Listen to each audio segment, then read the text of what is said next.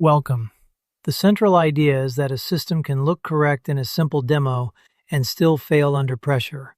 So we have to reason about recovery, evidence, and the invariant the design is supposed to protect.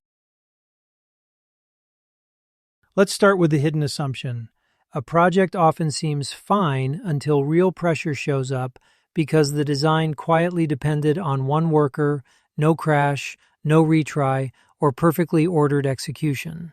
So the problem is not that the demo lied, but that it never exercised the condition the design was relying on. Exactly.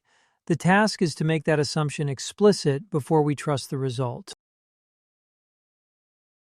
Now that we have named the hidden assumption, pressure becomes the test that exposes it. Load, timing variation, and partial failure turn a plausible baseline into failure evidence. What should I look for first when the baseline starts breaking? Look for the invariant that was violated, then decide what correction actually protects that property instead of just masking the symptoms.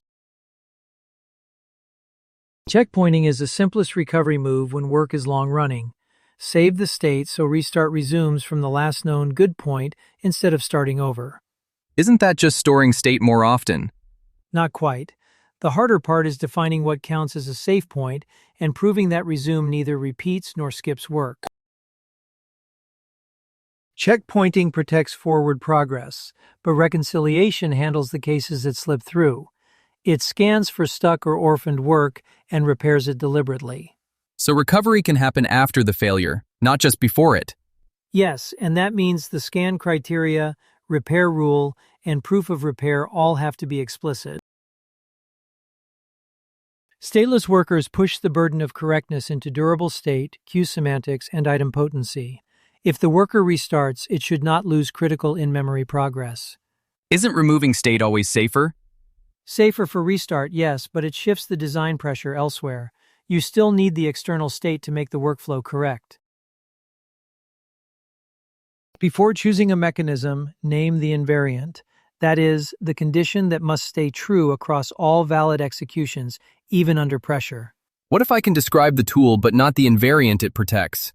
Then you are still describing implementation, not design. The invariant has to come first. A failure mode is a repeatable way the system violates that invariant or loses progress. The happy path can pass once and still hide duplicate work, stale state, or missing completion.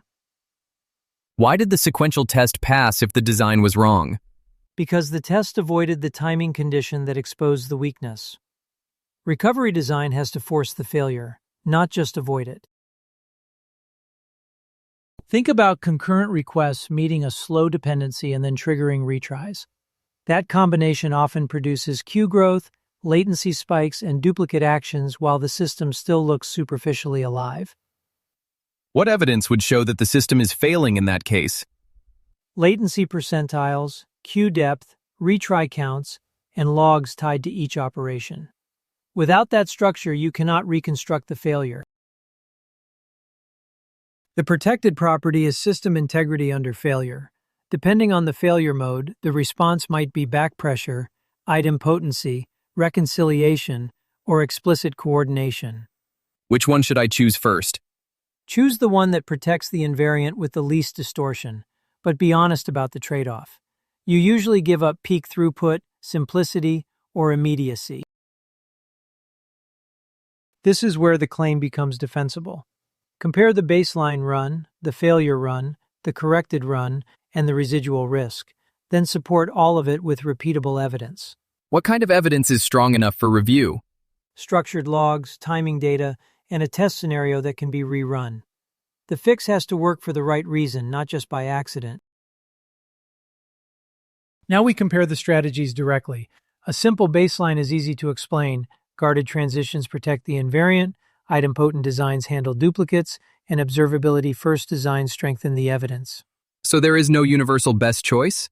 Right. The right mechanism depends on the invariant, the failure mode, and the evidence you need to defend the decision.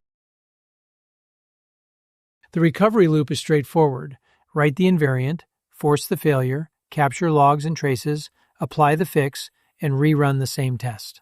Is the rerun mainly to prove the fix works? It is to prove more than that. It shows the same pressure now produces controlled behavior instead of an unexamined failure. This is the assignment connection. You need to identify the relevant object, workflow, event, or recovery mechanism in your own project and show how it behaves under pressure. What evidence should go into the integrity packet? Runtime commands, structured logs, failure reproduction, before and after behavior, and a concise defense of the design choice.